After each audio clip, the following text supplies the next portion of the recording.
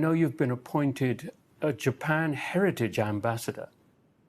Yes, and here's, I was appointed ambassador to Japan Heritage by the Japanese government. It was one of the biggest honors ever. I'm the first foreign person to be appointed by the Japanese government as an ambassador to Japan Heritage.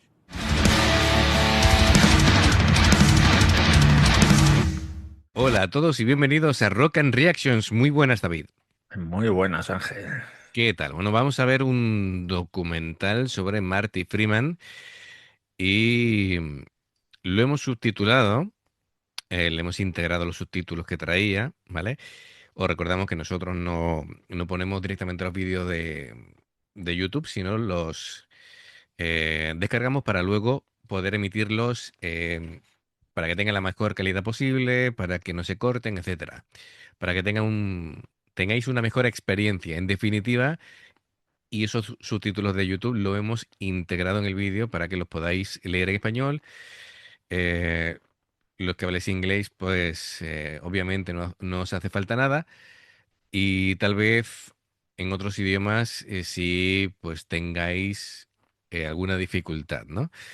Pero bueno, vamos a tratar de que todo sea igualmente disfrutable. Así que, amigos, vamos a empezar. Esto es por cortesía de Jadesillo, que patrocina la reacción. Bueno, Japanology Plus o Plus, Marty Freeman, reportaje en la versión internacional del canal NHK japonés. Ya sabéis que si os gusta lo que hacemos, le dais a like, suscribiros, la campanita, para que no os perdáis ninguna reacción y empezamos.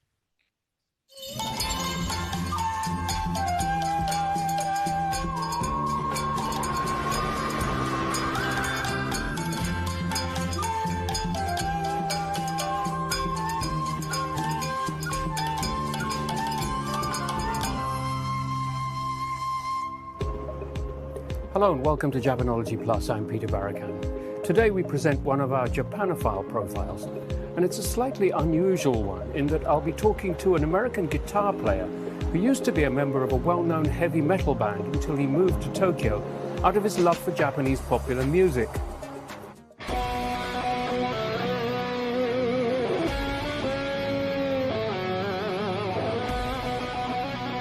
Today's guest is the legendary heavy metal guitarist Marty Friedman.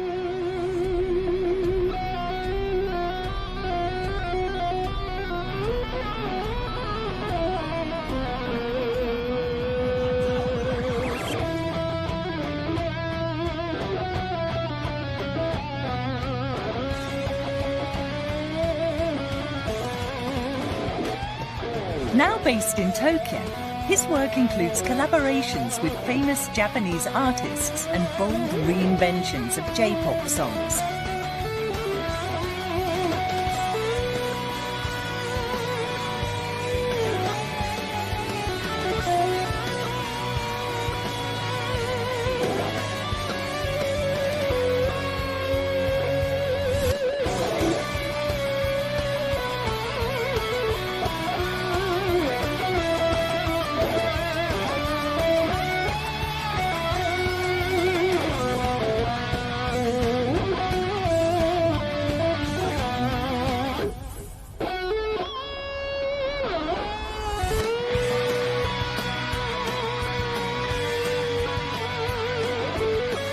Hi Marty, and thank you for joining us. Unfortunately, we have this kind of extreme social distancing. Hopefully we can make this work. This is great. I'm very happy to see you again. Great to be here. I'd like to start off talking about some of your more recent work. I know you've been appointed a Japan Heritage Ambassador. Yes, and here's, I was appointed ambassador to Japan Heritage by the Japanese government. It was one of the biggest honors ever. I'm the first foreign person to be appointed by the Japanese government as an ambassador to Japan Heritage. Ambassadors promote valuable traditions and cultural sites. Friedman was appointed in 2016. One of Bueno, estoy muy sorprendido con esto. Es el primero, ¿no? El primero que tiene ese Primer honor. extranjero, sí. Bueno, sabemos que lleva muchos años allí Marty Friedman, que realmente quiso cambiar el rumbo de su vida y su vida musical gracias al amor por Japón. Sabemos que habla japonés prácticamente como un nativo, ¿no? Es decir, que domina totalmente el idioma, incluso con el tema de acento y todo. Y que, bueno, Bueno, ya le hemos visto hablando japonés varias veces. sí, sí, pero me En refiero que Fujiyama, ¿eh? correcto, pero me refiero que además hace por promocionar Sí, la sí, las cultura costumbres, la japonesa, las cultura. costumbres, la música, tiene un gran respeto, ha colaborado con una infinidad de artistas japoneses, los miembros de su banda de hecho son japoneses, así que bueno, pues es un honor tremendo, ¿no? Cuando ha hecho lo del distanciamiento, supongo que se referirá a la distancia, ¿no? O eso, o es en la época de la pandemia, no sé yo. Sí, yo creo Por, que es por eso. por la pandemia, ¿no? Perfecto. Bueno, pues venga, vamos a continuar, pero bueno, es todo un honor. His tasks was to write an official theme song for Japan Heritage. Being asked to write a theme song is also quite unusual, isn't it? Yes, and from the government, you know what I mean? And it's like there's a lot of really wonderful Japanese musicians and artists and composers in Japan, but to single me out to have that kind of responsibility, I took it very seriously. At first, I was extremely honored, but soon that turned into like nervously, how am I going to make sure that I don't screw this up? I really wanted to. At that time, I had like maybe 14, 15 years living in Japan, all those experiences, and put them into a musical motif, so to speak. The musical melodic content is very modern day Japan, what you might hear if you're in Shibuya or Tokyo or anywhere in Japan, really, where there's music overflowing in the streets sometimes. And it's often very J-pop type of music. So I thought that I wanted to fuse those together in a very subtle way. And this was really, it was just luck that it worked out to my satisfaction, really. I was very happy with how it came out. But when I had the idea of doing it, I thought it's not going to work. But I guess it did. No me queda claro si es que le pidieron el himno para El la... himno, sí, sí. ¿Pero el himno nacional se refiere? ¿O un Pues himno? Yo me he entendido un himno, eso es lo que he eh, entendido yo, ¿no? o un himno tal vez para promocionar Japón, También puede ser, ¿no? ¿vale? Ha dicho, le pidieron un himno. Claro, es que si lo dice solamente así parece que es el himno nacional. No, claro, claro. Pero bueno, yo entiendo que tal vez como embajador, ¿no? Nombrado embajador em, de Japón, pues para promocionar, que mejor que él, que entiende la cultura japonesa siendo extranjero, el unir esos dos mundos y tener la conexión entre la proyección internacional, pero que a su vez respete lo que es la cultura japonesa y la música local, ¿no? Yo creo que, bueno, si hay alguien que pueda entender esos dos mundos, desde luego Marty Friedman es un candidato a ello.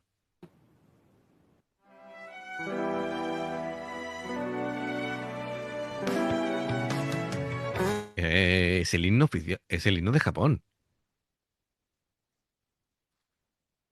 Le pidieron que hiciera el himno de Japón, tócate las narices. Ostras. Vale, Tú vale, vale. imagínate el marrón, que sí, que muy te sientes muy honrado y tal, pero No, como dice él, enseguida llegaron los nervios. No, no, claro, claro, es normal. que dices, ¿y qué hago yo aquí? Claro, efectivamente. Bueno, vamos a escucharlo. But I guess it did.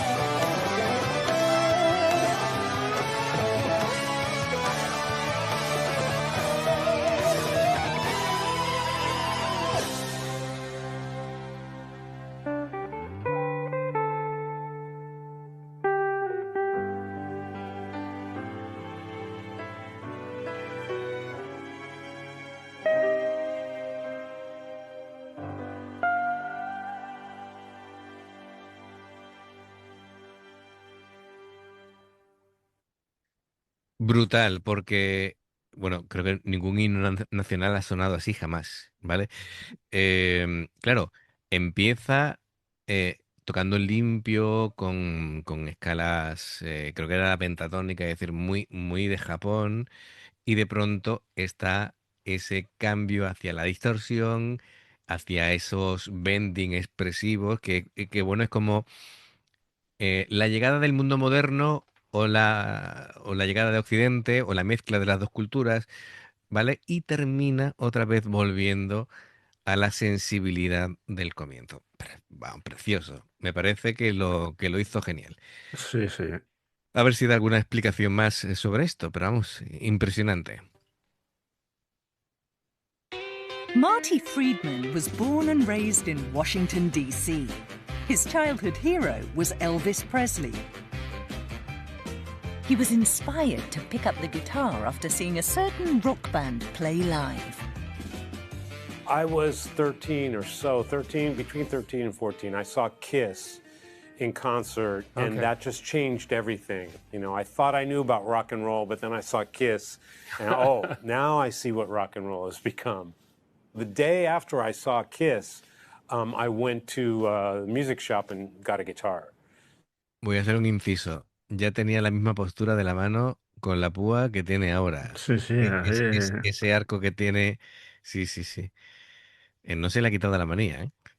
So I started right after that. Friedman formed his first band and worked hard on his guitar skills. When he was around 18, his family moved to Hawaii, home to many people of Japanese descent. Friedman would often hear popular music from Japan on the radio. He was captivated by enka, emotion-filled songs about love and loss.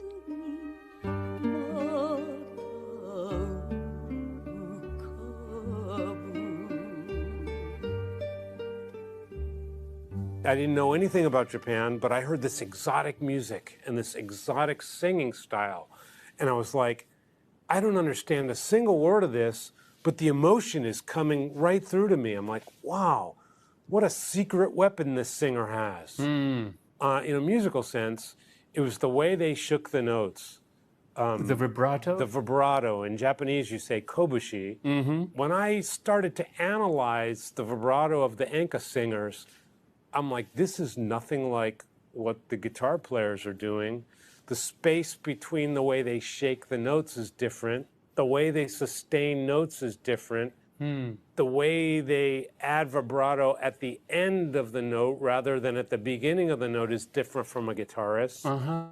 Es curioso que diga esto porque la forma de entender el vibrato es diferente tanto a nivel instrumental como incluso a nivel vocal, que al principio nos llamaba mucho la atención cómo hacían el vibrato vocal los cantantes en Japón. ¿Te acuerdas, David? Sí, De Fuki, por Puki, por ejemplo, ejemplo. al principio nos chocó, no nos acostumbramos, pero en cuanto vimos la esencia de cómo era, nos encantó. De hecho, Sí, sí.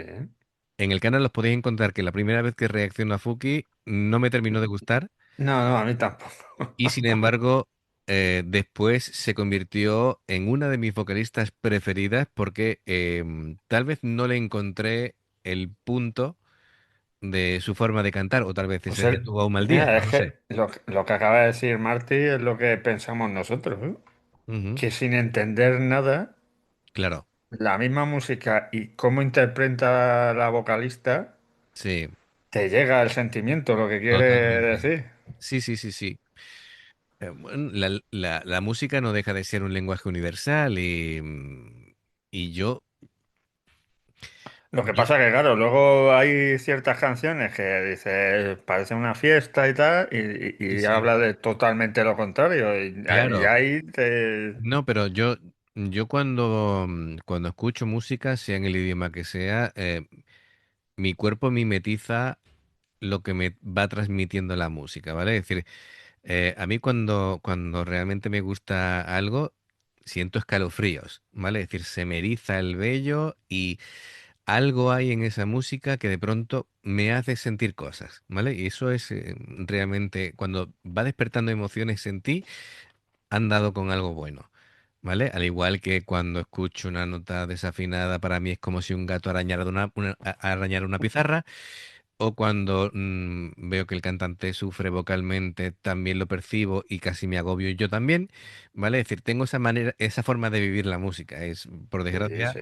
o por suerte, no sé. Pero bueno, entiendo perfectamente lo que dice Martí. And the whispering, from whispering to screaming in 2 seconds is an Enka thing. They'll start something very intimate and then just get into like a shout.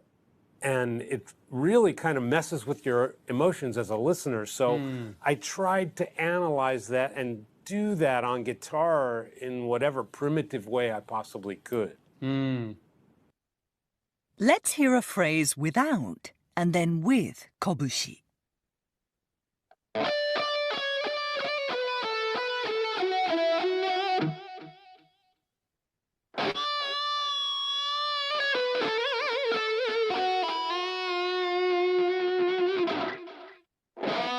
Friedman applied this traditional feature of Japanese singing to the guitar.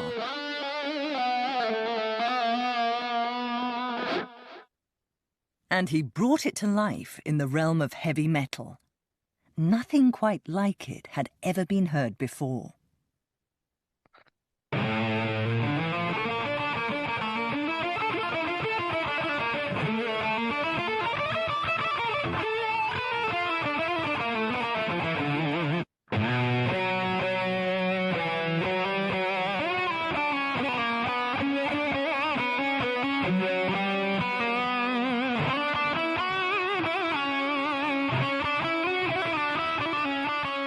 That was a time when I just started to get some worldwide attention to my music and my guitar playing and things like that. And they would always pick up on the exoticness of my playing, but no one knew where I had originally got it from. Yo no tenía ni idea, ¿no?, que tenía esta influencia, ni lo de Hawái, ni esa influencia ya tan temprana por Japón. Yo creía que había surgido de a Sí, raíz alguna visita. de ir tocando en Claro. Japón, que empezó a traerle la cultura y tal, pero no sabía que venía de antes. Y ahora entiendo cosas y ya me van sonando, como me van encajando, por ejemplo, cosas que yo escuchaba en Cacophony, que de pronto comprendo de que ya tenía esa influencia. Por cierto, indispensable, todo el que le guste la guitarra, por favor, Cacophony con Jason Becker es una joya. Los álbumes que tiene es indispensable. Por lo menos una vez en la vida hay que escucharlo. Em, a ver si alguna vez recupero algún vídeo con una calidad decente para mostrar Cacophony, pero es increíble. Speed Metal Symphony es una barbaridad. Qué bueno. They just said his playing is different, his playing is exotic, it sounds like there's a Far Eastern flavor to it, but no one could pick it out because no one could understand where I got the influences from and how I mixed them with what I already had. So I came off like this real innovative type of guitarist, but really I just had drawn from a different source than all the other people did. That was really it at the time. Interesting. So did you get reactions from people that heard the records? Did people get in touch with you and say, how are you doing this? Yes, very often. And it got me into a lot of, guitar and instrument media because people were analyzing what I was doing. No. When they tried to analyze me, it's like, what do we do with this guy? We can't pin down where we should analyze him. And that was, it was really a great entrance. But at the end of the day, I think a lot of the people who read those media type of things, magazines and stuff, they want a simpler answer. They're like, oh, okay, if I just learn this Jeff Beck solo, I'll sound like my hero.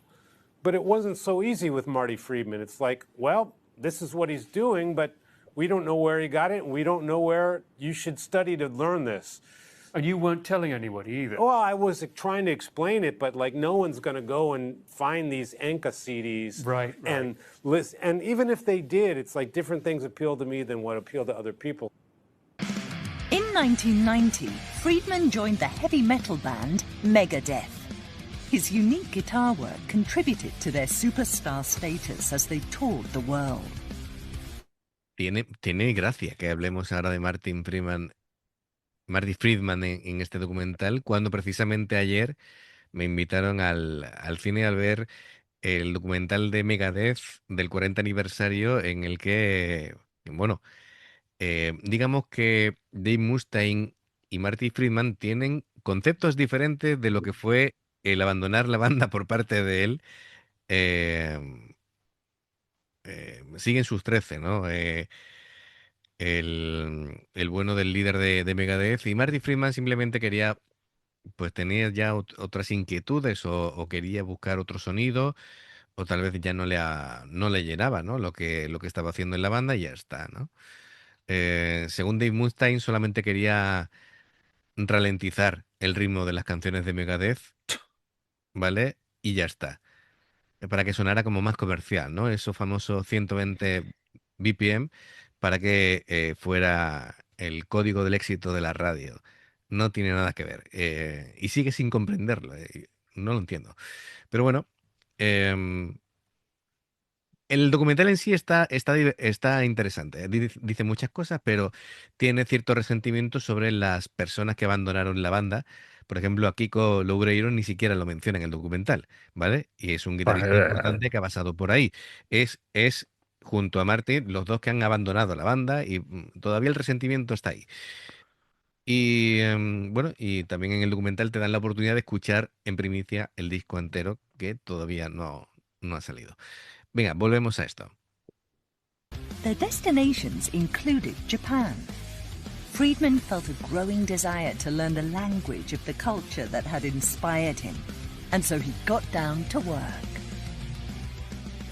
If you're working full-time as a musician, where are you going to find the time to learn Japanese? Well, I'll tell you, it was actually kind of perfect, because when you do a lot of touring, you have a lot of downtime, travel time. Ah, And in Megadeth, one of my favorite things about being in Megadeth is we toured constantly. We'd make an album, put it out, and we'd tour like 11 months out of the year. Wow. We'd do almost 200 shows a year, every year. And so it was numbers like that. We were always on tour, and that gave me a lot of time in airplanes, backstage, in the airport, on the tour bus, waiting for the show. There was always time to fill with something. And so that's when I did all my kanji, and I did Sushin Kyoiku, which in English is, what is that in English? remote learning? Remote learning type of things, where I would take tests and go to a local college. If I was in Tennessee, I'd go to the University of Tennessee on a day off and take a test in front of a professor there of Japanese and send it to my university professor. I had a correspondence course with University of Oklahoma, of all places. Y cosa más loca para la gente joven, eso de un curso por correspondencia, un curso por carta ordinaria. ahora ya con el Zoom y estas cosas, pues ya lo haces desde A la casa, gente pero ahora le da pereza ir presencialmente, o incluso telemáticamente. Es decir, imagínate por carta. Vale, perfecto. Bueno, eso es tener interés, ponerle empeño, y cuando te apasiona algo, a por ello. además, si, como dice, tenían mucho tiempo libre entre viaje y Oye, viaje, ojo, es una locura 200 conciertos al año, ¿vale? uno cada 2 días casi. Casi no, es más No, de más de uno. un concierto cada 2 días. Ojo ahí al tema, ¿eh? Venga. With the University of Oklahoma, of all places. And so I was doing these courses while I was on the tour bus and learning the basics that way. Friedman's diligence yielded impressive results. He earned second place at an Arizona University Japanese speech contest. The theme of his speech was borderless society.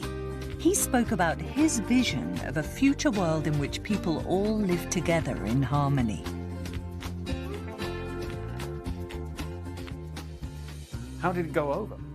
It went over really well. It was a little bit heavy for the room, so to speak. There were like 50 contestants, and most of them, embarrassingly enough, were kind of the typical Japanese student fare, you know, anime, games, Hello Kitty, and Japanese culture things, which is totally fine. I mean, any introduction to the wonderful Japanese culture is great, but they were kind of like the usual suspects in there. So I really didn't want to talk about music. Oh, right. So you did have to do quite a lot of learning up in order to write your speech. Yes, yes. Okay. And I remember they give you special paper to write on, Genko Yoshi, which is what Japanese people write kanji on. Right. And you can't use pencil and you can't erase it. Ooh. It has to be in pen. And it has to be all in one go. You can't edit it together.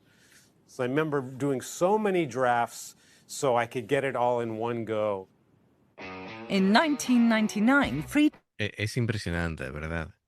Madre mía, sí que Además, tuvo que practicar, ¿eh? Pero además la determinación de decir, bueno, el recurso fácil sería, soy músico profesional, voy a hablar de música. Y sin embargo, pues hablar de algo incluso de un tema profundo y más casi filosófico, me parece increíble. Estoy alucinando con este documental. made a big decision. After close to a decade with the band, he left Megadeth. He had long dreamed of finding a place for his music in Japan, and in 2004, he moved to Tokyo. At that point, I was listening to Japanese music so much that I really didn't want to play the music I was playing in Megadeth anymore. I mean, I found Interesting. the Megadeth music was very good, but I didn't find it to be the music of the future, at least my future. My future, I knew Japanese music was in it, and I knew I wanted to bring my musicality somehow to the world of Japanese music. And to do that, I had to live in Japan. If it didn't work, I could always go back home to America. Right, right. And so that's what I decided to do.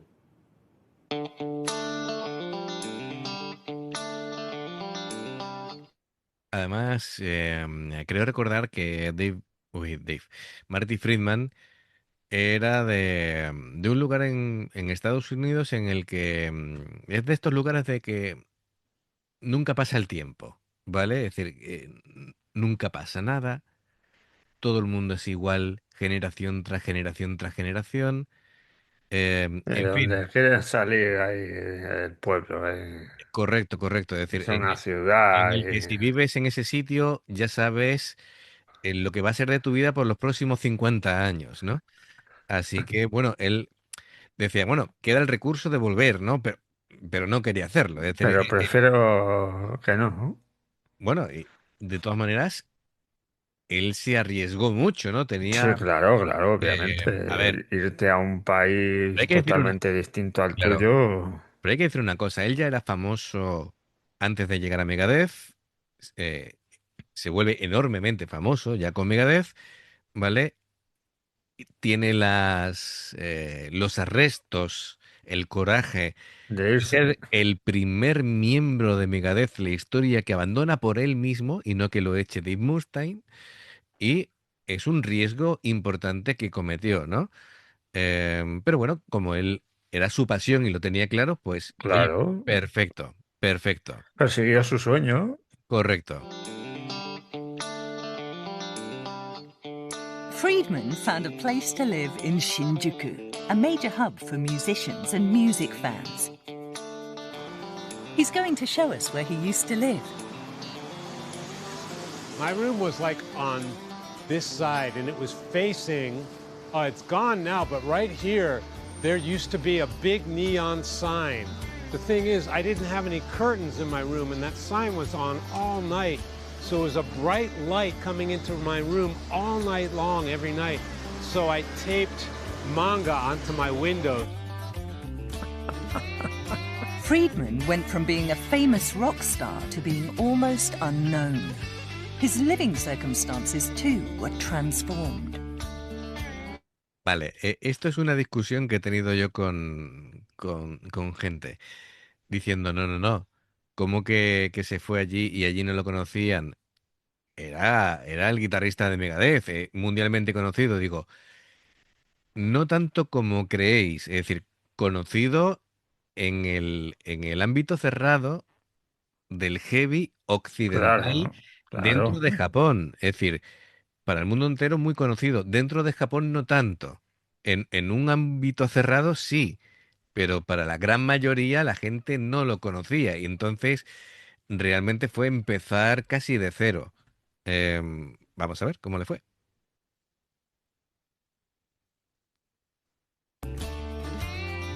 Friedman went from being a famous rock star to being almost unknown. His living circumstances, too, were transformed. The size, they measure size in jo. So I was Rokujo, 6 jo, which is 6 tatami mat, which is like 3 meters by 2 meters or something like that, right? it's, yes, 6 tatami mat size of a place, which is tiny. You know, just before I lived in Japan, I lived in a 2-story, huge house in Arizona with a lot. Primero, me encanta el coraje de este hombre, ¿vale? Es decir, se mete a vivir en un sitio de 3 metros por 2. Pero me ha hecho gracia que, fíjate lo integrado que tiene. No, de 3 metros por 2, no. Sí, Eso es cada unidad de medida. Ha dicho que son 6. no, 6 placas de tatami. Claro. Claro, lo ha dicho en medida de placas de tatami y después lo ha traducido que son 3 metros por 2. Vamos Cada a verlo. placa. Mm, no, las 6 placas son 3 metros por 2. Sí. Mira el cuarto, mira el cuarto. Que es que se metió en. Vamos, mi trastero es más grande que su habitación. Claro, claro, eso te iba a decir. No, pero es que en Japón hay situaciones de ese tipo. So I taped manga onto my window. Friedman went from being a famous rock star to being almost unknown. His living circumstances, too, were transformed.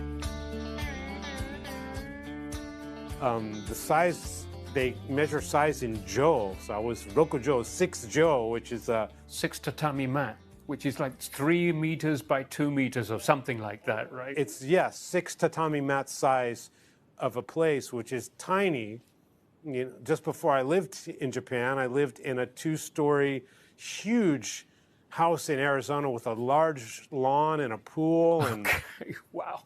it was just a crazy huge place. And then suddenly I'm in a Rokujo apartment. Friedman got his break when he was given a chance to meet a well-known J-pop singer, Aikawa Nanase. He was already a big fan of her music. I happened to have a mutual friend, and she invited us to dinner together. And Aikawa-san and I just hit it off just like gangbusters. We just fell in love. And the next day, I got a call from her manager and asking me to join her band. And I was just ecstatic. I was ecstatic. And it was, my dream had come true. I mean, imagine as a fan, in America, I listened to her music. No puedo parar de admirarme con esto. Va a decir, él, guitarrista de fama mundial. Mundial. Es decir, en el top mundial. Y se ilusiona porque Se le dan la, ilusiona le dan la claro. oportunidad de tocar en una banda en Japón. Brutal. Es Esta que entrevista cuando. Porque es oro. humilde, ¿eh? Sí, no, es un tipo encantador. In America, I listened to her music in the bus, in the airplane. Oh, right. I was cranking her stuff all the time, and I'm like, wow, Japanese music is cool. I love this Aikawa Nanase chick. This is great. Playing her music for my American friends, my European friends. I'm like, this is what I'm into now. After seizing that opportunity, offers of work came flooding in. Friedman played with other major artists and made a new name for himself. Claro, es decir, una vez que tiene la oportunidad y ya lo pueden ver, de pronto la gente fliparía en colores. Claro, Eh, como diciendo, ¿qué hace este solamente, hombre aquí? claro, solamente necesitaba visibilidad para que le llovieran ofertas, normal. His fluent Japanese led to work in other fields too. Friedman was soon appearing on TV shows, including comedy and travel programs. What is it about J-pop that you find particularly appealing? I'm asking this because most people who don't know Japan, who haven't lived here, and who don't really know the music, will probably want to know what it is that really drew you into this. The main thing for me is the fact that you can do new things and you can do kind of against the rules things. Like, I'm by nature an aggressive, loud guitarist. I'm very melodic and I have an extremely deep well of where my melodies go. But when I play, my sound is very loud and it's very commanding. And that fits in heavy metal, but outside of Japan, you would never think of putting that in pop. Right. It would never go there. You can't mix genres like that. Pop people don't want to hear that. But in Japan, my sound has fit in with so many super pop things. I've done so much stuff with them where I'm totally being myself, they're being themselves. It's the strangest combination, but it works. And I think it's because the melody sense, it has a reflection in my musicality, and I can add something to it that works in a way that works in Japan. But that wouldn't necessarily work outside of Japan. And I kept being in musical situations in Japan that my sound fit into, although it's all breaking rules left and right. But that's a weird explanation, but that's the best I can really do. Okay. Any thoughts on Japanese audiences? Because a lot of musicians do remark on them and how they're different from audiences in the West. Yeah, it's a big cliche that Japanese audiences are very quiet compared to other countries. And I think the way it was explained to me and the way I believe it is they paid for the show. They want to hear the music. They want to hear every detail of the music. They want to soak it up. They want to enjoy it. And they don't want to create problems for the other people who want to hear the music, which is a very Japanese trait. As an American artist coming to Japan, it's a little nerve-wracking because usually there's a lot of noise and it'll cover up your mistakes. Eso es una cosa que nosotros comentábamos reaccionando y veíamos como diciendo Están muy quietos. ese mismo concierto sobre todo de música que da mucha, es decir, cuanto más extremo, más movimiento hay en Occidente en los conciertos. Y menos te enteras de lo Sí, que estás escuchando, efectivamente, ¿no? y se forman los remolinos y todo eso que te comentaba. Tienes que luchar por tu vida, ¿eh? Sí, básicamente sí, ¿no? Es decir, de hecho este verano estaba yo precisamente en un concierto de Megadeth en Sevilla y estaba yo, quería estar tranquilo y estaba, digo, no quiero estar en primera fila, no quiero empujones, soy ya un señor mayor, estaba como en décima fila o algo así, ¿no? De pronto, claro, arranca Megadeth, porque antes unos teloneros y tal, arranca Megadeth y empieza la gente a apretar, tal, no sé qué, y digo, doy dos pasos para atrás. Empieza un remolino, ¿vale? Sin yo querer me veo atrapado en el remolino y me veo dando vueltas. Cuando termina el remolino, acabé en primera fila. De pronto me vi contra la valla y digo, ¿qué ha pasado aquí? En fin, bueno, por el camino se me cayó el móvil, es decir, los daños colaterales es que la cámara se fue a tomar viento del móvil y la tuve que reparar, pero bueno, pero fíjate las cosas, ¿no? Es decir, y los empujones y tal, y digo, no, no, no. Claro. En fin, y aquí se vive de manera diferente, ¿no? Es decir, todo el mundo respeta el espacio de la otra persona, si animas en tu sitio, incluso. Es que hemos visto un montón de veces que se ven incluso las cuadrículas de la Sí, gente. se La ve, se gente ve. está en su sitio, no se mueve. Parecen escuadrones ahí de... Correcto. Incluso en Baby Metal, cuando han hecho el remolino, en Japón no era un remolino igual, era una cosa festiva, organizada, que iban dando vueltas, pero no se empujaban, no había. Efectivamente, ¿eh? Efectivamente, No te correcto. pegaban collejas porque vas Efe- con el mini ahí. Efectivamente. Digamos que tu integridad física no corría No peligro. peligra. Efectivamente. Venga, volvemos. Madre mía. because usually there's a lot of noise and it'll cover up your mistakes and things like that. And that's gone. So you got to play really well. And sometimes when people are sitting here like this watching you, it's not the most easy way to play your best either. So Right. there's double punch against you. Right. But once you get used to it, you take the gratitude and the people coming and they really want to hear what you have to say or have to play. So after you get used to it, there's nothing like it because you know they're listening and you know this is what you intend to give them. And so it's really the ultimate musical experience, but you have to be prepared. You really have to know what you're going to do. In 2020, the outbreak of COVID-19 made work difficult for musicians in Japan. Friedman's concerts were cancelled. Times were tough. In order to give musicians a boost, he thought up a way for his friends and fans to perform in a music video. The song was Makenaide, a hit from the 1990s. 120 musicians filmed themselves performing this Japanese classic, and the video went live in 2021. Makenaide is a song from a group called Zard, which was one of the first groups that got me into J-pop.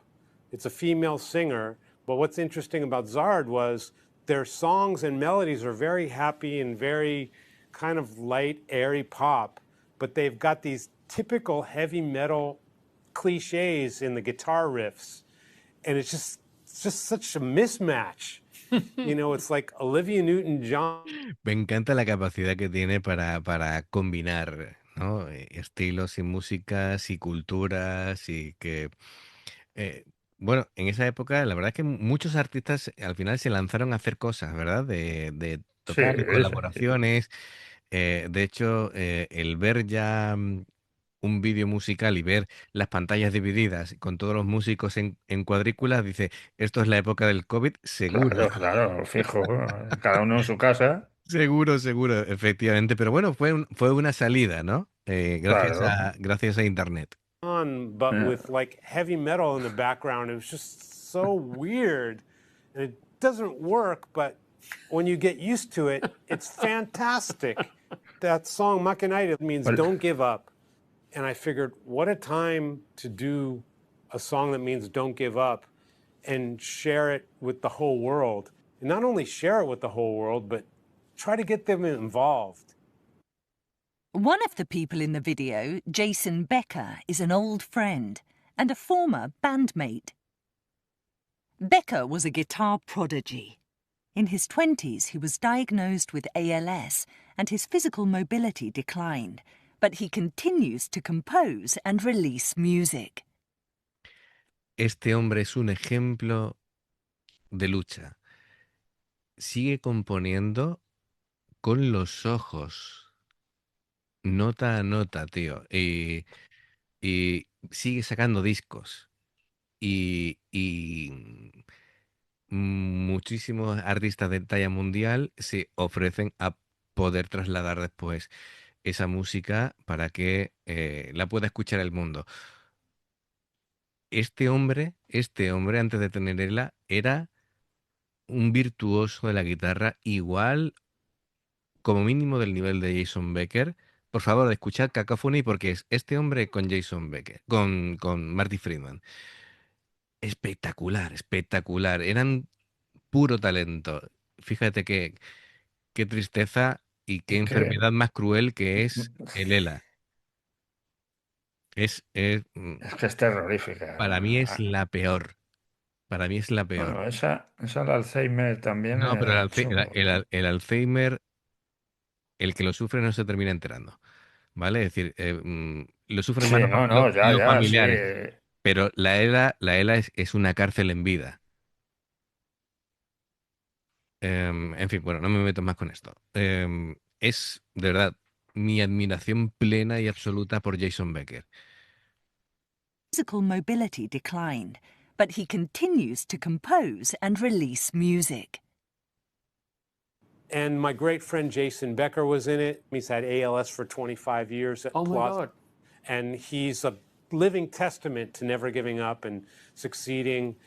You know, at that time when COVID started, people were doing these collaborations, remote collaborations. Yep. I wanted to get the people in my fan group involved. I'm very fortunate to have a group of fans around the world who, you know, follow me on social media. Everybody wants to not give up now. It's the only thing we got, you know what I mean? So it was a great idea, and the fans were the stars of that video. The last question on these Japanophile programs is always the same one. What is Japan to you?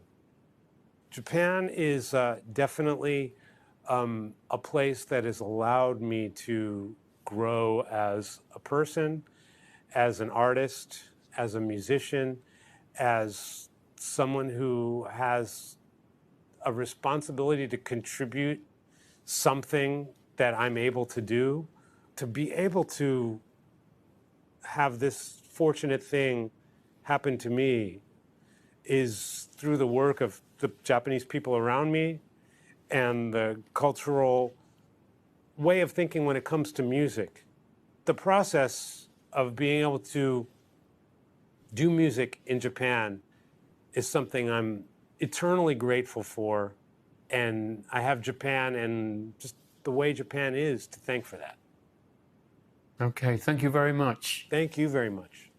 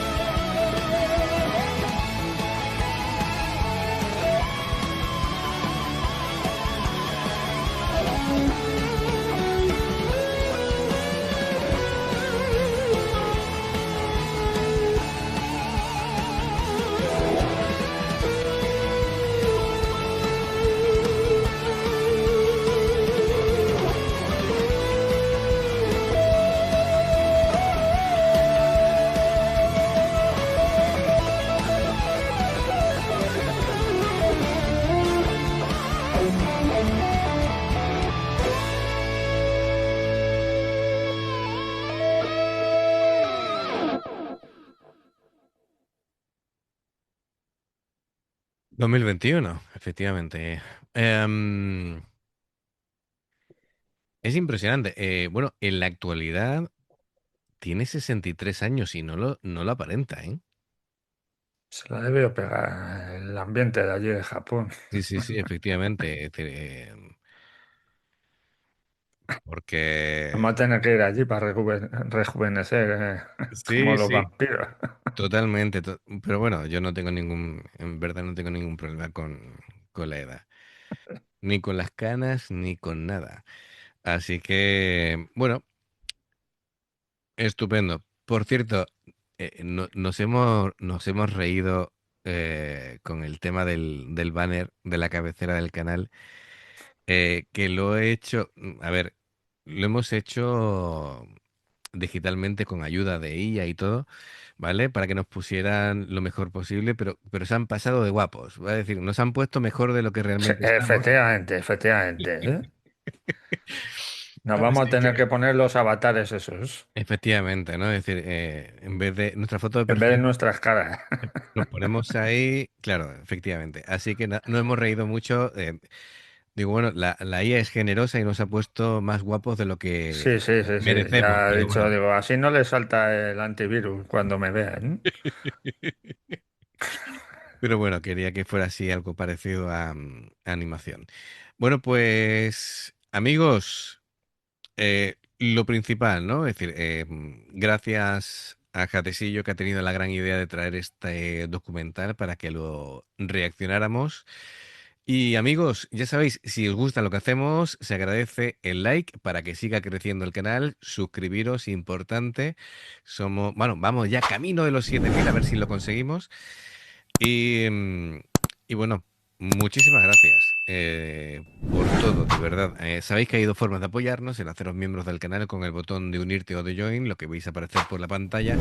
En el nivel 1 veis las reacciones antes de tiempo, en el nivel 2 vamos subiendo contenido extra y luego está el Patreon, que son reacciones personalizadas. Dependiendo de que elijas, tendrás 2, 4, 6, 8 o 10 en un periodo de un mes, como ha hecho Jadesillo. Los enlaces para poder hacerlo están abajo, en la información de la reacción. Si salta una publicidad y la ves, te lo agradecemos. Por aquí más reacciones.